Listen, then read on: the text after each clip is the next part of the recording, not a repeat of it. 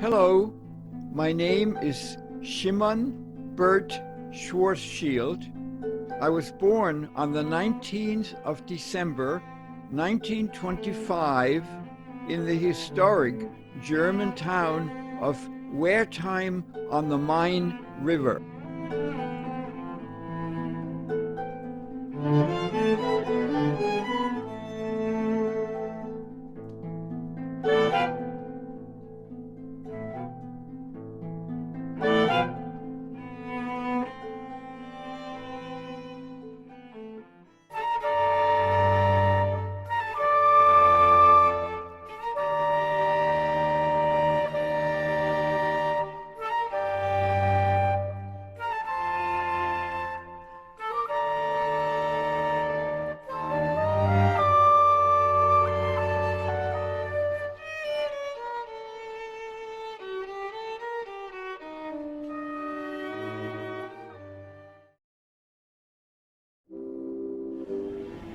My father was a cattle dealer, and my father's father was a cattle dealer. My other forebears were blacksmiths. My father served in World War I. He was injured from broken ribs. He had to take care of some horses, and one of the horses kicked him in the ribs. Da Gott menschlichen Draht.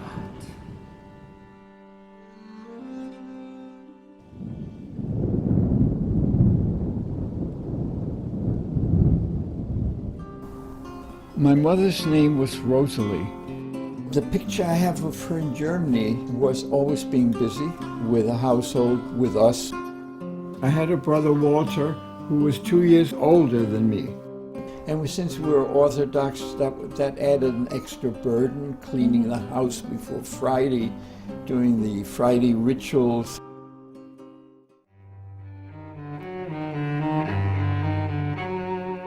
There was a synagogue, a very active synagogue. It was Orthodox. There was the Jewish community in the synagogue, and there was the Jewish rabbi that we took lessons with. No real Most social of my life. friends were non-Jewish. Out of a town of 5,000, there were about 150 Jewish people. We lived 2 blocks away from the street that went up into the Heide, where we had this fantastic castle. And we'd scale the walls of the castle. Our town would be flooded every year, and I have this vivid memory. The water from the river would come into the streets. We would take stilts and we would play in the water, or we'd bicycle through the water, you know. We would mimic marching. This is all pre-Nazi. The Nazism was extremely already prevalent in the countryside compared to the city.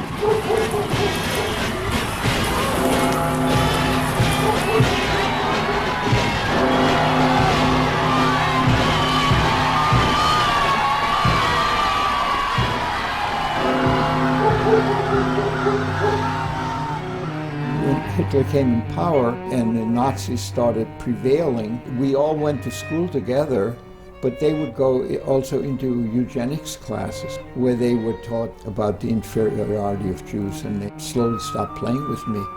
I remember one day walking to school by myself, and there was a glass-covered stand in front of the school with a newspaper inside, and the newspaper was Der Stürmer. And on the front page, there was a picture of a group of long-bearded, black-clothed Jews with prayer locks, sucking blood from a baby in the middle of them. That's the kind of propaganda that they were subjected to.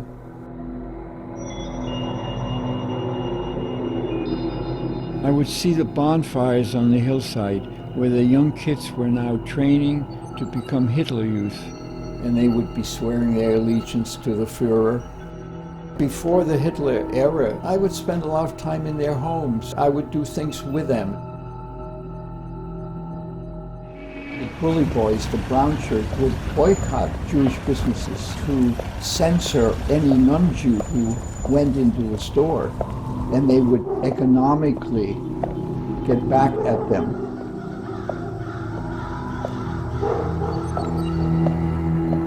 And of course, Hitler passed all kinds of laws. One in particular that affected my father, that if you owed any debts to a Jew, you didn't have to pay back. So a lot of those farmers stopped doing any business with my father. One day, not long before we left, a Nazi, a brown shirt, came to the door and insulted my father. And my father punched him in the face, and he was jailed for 2 weeks. At that point, all the Jewish people there, they saw Hitler as some bizarre phenomena, especially in Wertheim, because those people had been there for multi generations. It would blow over. It was a thing that would blow over. And my father decided he did not want to stay in this environment.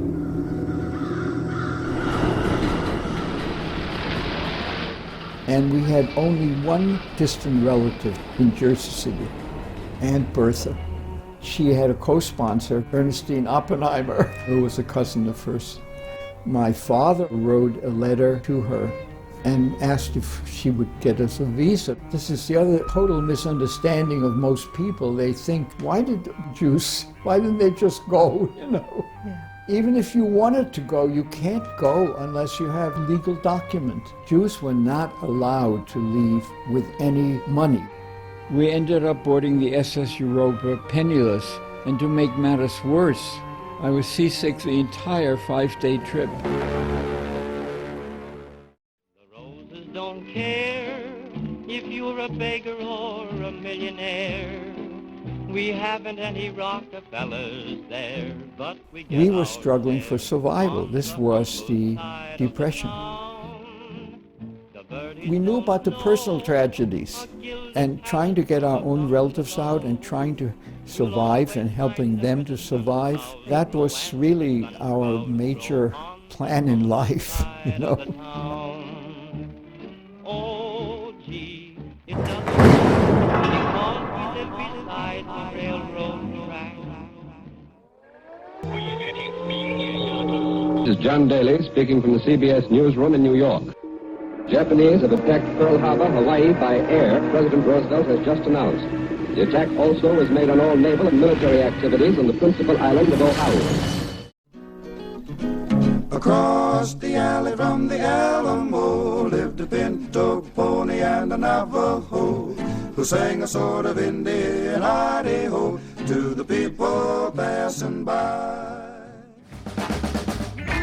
I was living the American dream as a partner in a successful engineering firm with a thriving family and living in one of the most exciting cities in the world, San Francisco, when one day a letter arrived from the mayor of Wertheim, Germany. They had a mayor, Joseph Scheuermann, very anti-Nazi growing up as a child. His best friend was Jewish. He went and searched all over the world to invite the surviving Jews back to Wertheim. My mother was very supportive of me going, but she felt she didn't have the emotional strength to go. I felt like I had unfinished business in Wertheim, and I wanted to get past that.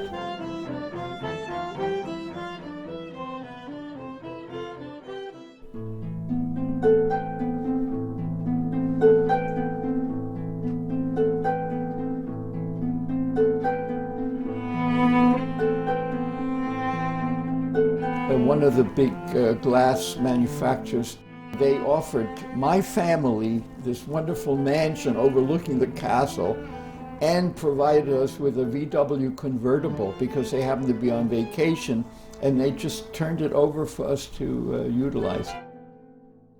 And we were hosted by all these different people in Wertheim. Daniel Scheuermann, we were very, very close friends for over 40 years. Mm-hmm. He left the first surviving Wertheim Jews. Mm-hmm. And then he came back, he was sitting here, I have decided we invite all surviving Wertheim Jews, free of charge, And then we raised funds very quickly. The group who really welcomed their heart. Oh, yes. Who really welcomed the heart.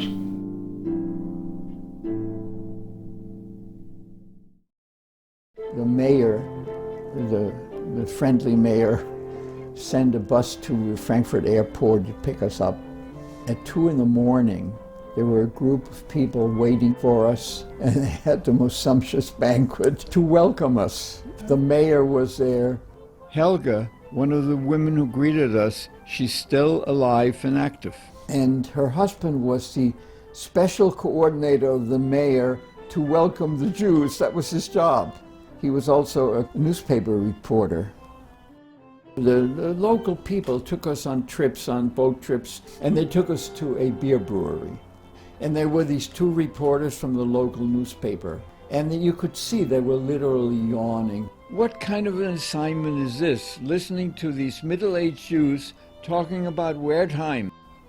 And when I started describing my experiences as a child, they became so absorbed when it came time to file their deadline that they didn't want to leave. They said, the trouble is that our parents said nothing about this, and you're telling us everything that we've never heard. Here were these young people. The old people never talked about it because they were carrying all their guilt around.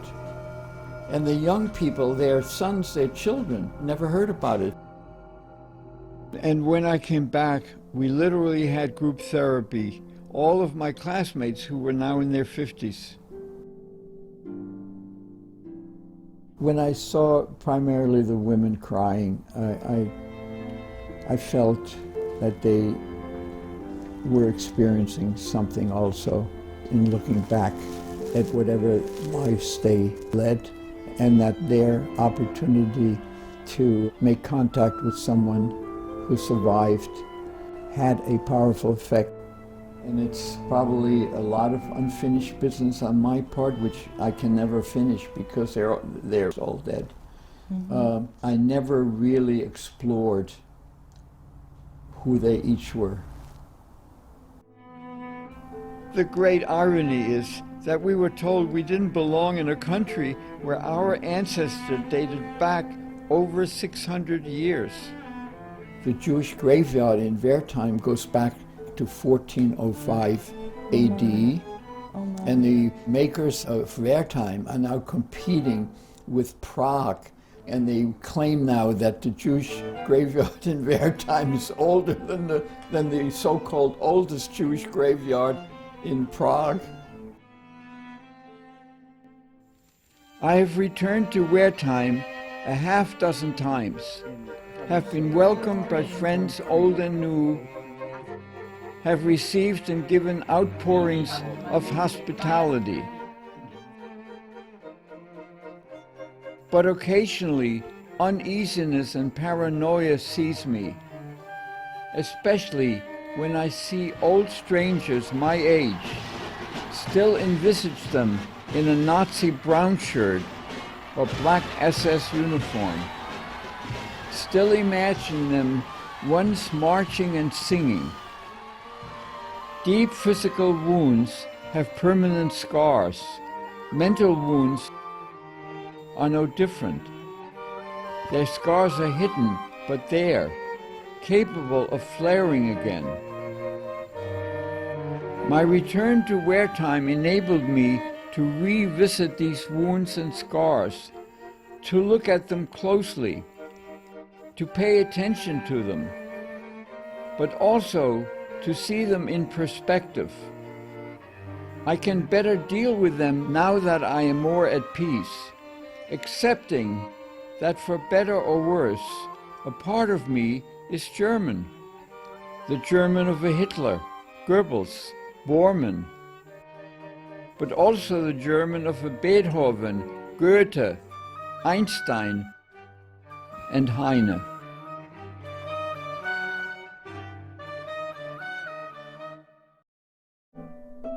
I have a strong reverence for my Jewishness, and I have a reverence for all life. That's why I changed careers and became a full-time environmentalist.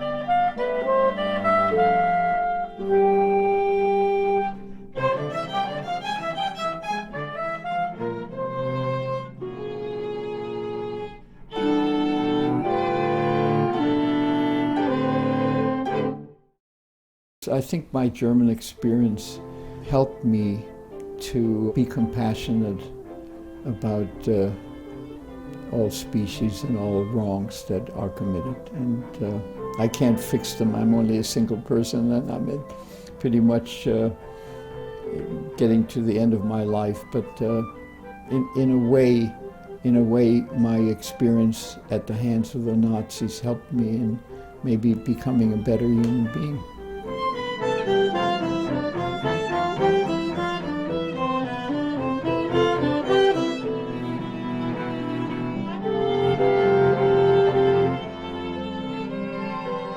I will always be grateful for the opportunity to reconnect with my birthplace and the wonderful people who live there.